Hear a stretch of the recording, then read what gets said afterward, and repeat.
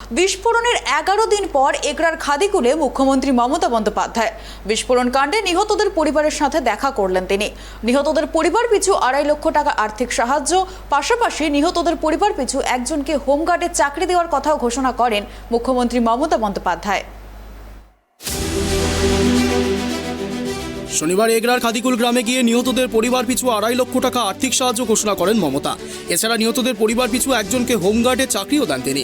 নিজে দাঁড়িয়ে প্রত্যেকের হাতে নিয়োগপত্র এবং চেক তুলে দেন মুখ্যমন্ত্রী। ক্ষতিগ্রস্ত পরিবারের ক্ষুদে সদস্যদের পড়াশোনার দায়িত্ব নেওয়ারও নির্দেশ দেন মুখ্যমন্ত্রী মমতা বন্দ্যোপাধ্যায়।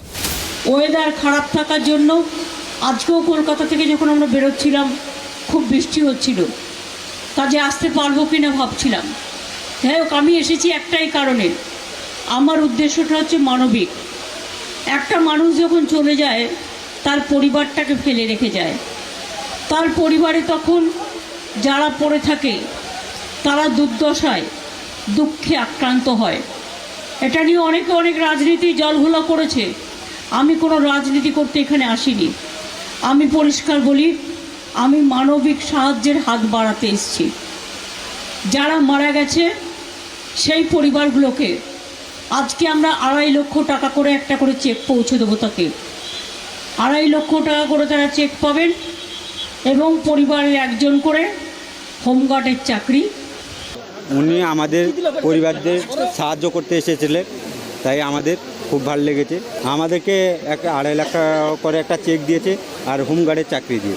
বিরোধীরাও সাহায্য করেছেন, বিরোধীরা দিলীপ ঘোষ এসেছিলেন, শুভেন্দু এসেছিলেন, ওনারাও কিছু সাহায্য করেছেন। হ্যাঁ, বিরোধী শুভেন্দু অধিকারী তো বলেছিলেন যে এই টাকাটা হবে না, আরও বেশি টাকা দিতে হবে, 10 লক্ষ করে।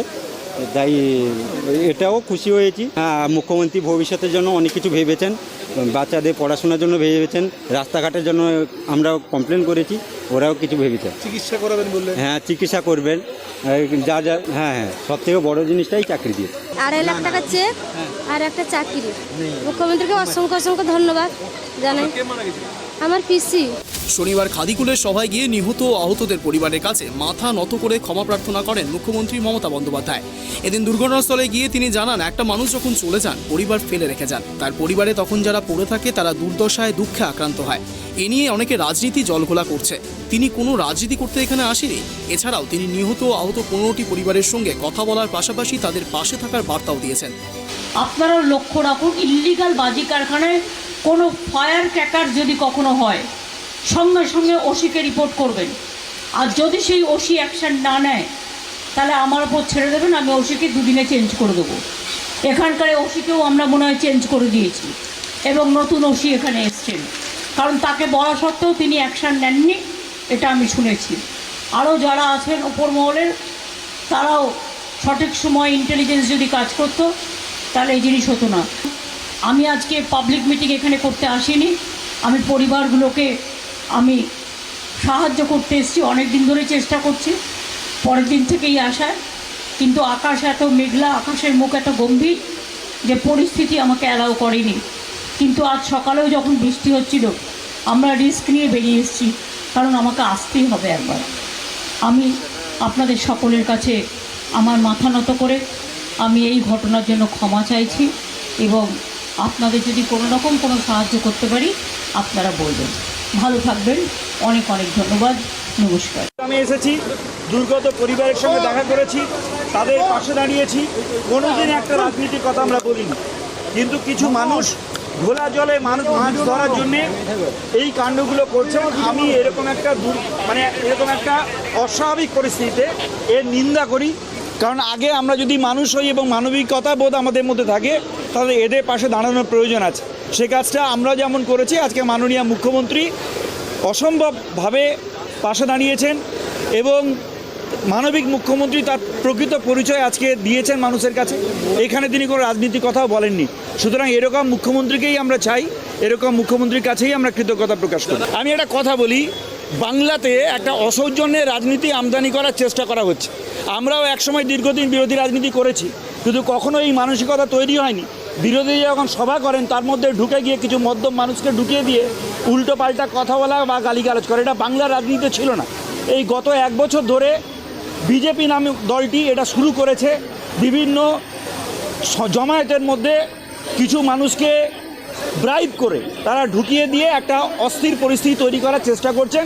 এটা প্রকৃত রাজনীতি নয়। আমি মনে করি যে প্রত্যেকটা রাজনৈতিক দল তার কর্মসূচি নেয়, তার কর্মকাণ্ড করে, নিশ্চিতভাবে তাদের সেই স্বাধীনতা আছে, কিন্তু এই স্বাধীনতা জন্মায় না যে অন্য রাজনৈতিক দলের সবার মধ্যে ব্রাইব করে কিছু মানুষকে, মদ্যপ মানুষকে ঢুকিয়ে দিয়ে উল্টোপাল্টা স্লোগান দেবো, অসম্মান করব। এতে আসলে রাজনীতির কিছু হয় না। কিছু মানুষ ভাবছেন এটা করে তারা রাজনৈতিক ফায়দা লুটবেন করছেন, কিন্তু আমরা এটা করি না। আমরা এই সংস্কৃতির পরিপন্থী, এই সংস্কৃতির বিরুদ্ধে আমরা। গত 16ই মে পূর্ব মেদিনীপুরে খাদিকুলে অবৈধ বাজি কারখানায় বিস্ফোরণ হয়। ঘটনায় মূল অভিযুক্ত সহ 12 জন মারা যান। গোটা ঘটনায় শোরগোল পড়ে যায় রাজ্য রাজনীতিতে। তড়িঘড়ি বদল করা খাদিকুলের আইসি মৌসুম চক্রবর্তীকে, তারপরেও থামেনি বিতর্ক। ঘটনার 11 দিনের মাথায় মুখ্যমন্ত্রী মমতা বন্দ্যোপাধ্যায়ের খাদিকুলে যাওয়া নিয়ে শুরু হয়েছে নতুন করে রাজনৈতিক চর্চা। আমরা এই মুহূর্তে দাঁড়িয়ে রয়েছি পূর্ব মেদিনীপুর জেলার এগরা 1 নম্বর ব্লকের সারা গ্রাম পঞ্চায়েতের খাদিকুল গ্রামে, যেখানে গত 11 দিন আগে বিস্ফোরণে কেঁপে উঠেছিল গোটা গ্রাম। সেই ঘটনাস্থলে আজকে রাজ্যের মুখ্যমন্ত্রী মমতা বন্দ্যোপাধ্যায় এসে নিহত পরিবারদের পাশে দাঁড়ালেন। তাদেরকে সরকারিভাবে আর্থিক সাহায্যের পাশাপাশি পরিবারের একজনকে হোমগার্ডের চাকরি দিলেন। চাকরির নিয়োগপত্র আজকে মুখ্যমন্ত্রী নিজের হাতে তুলে দিলেন। কার্যত বলা যায় এক প্রকার পরিবারদের পাশে দাঁড়ালেন মানবিক রাজ্যের মুখ্যমন্ত্রী। অনেকটাই খুশি এই পরিবারগুলো, যারা দুবেলা দুমুঠো খাবারের জন্য এই বাজি কারবারে কাজ করতেন। বিস্ফোরণের ফলে তাদের প্রাণ চলে যাওয়ায় তারা অসহায় অবস্থায় দিন যাপন করছিলেন। মানবিক মুখ্যমন্ত্রীর প্রচেষ্টায় তাদের পাশে সরকারিভাবে দাঁড়ানোর ফলে ওই সমস্ত পরিবারগুলি আজকে আমাদের সামনে মুখোমুখি হয়ে তারা খুশির কথা জানালেন। পূর্ব মেদিনীপুর এগরার সাড়া থেকে চন্দন বারিকের রিপোর্ট, ট্রাইব টিভি।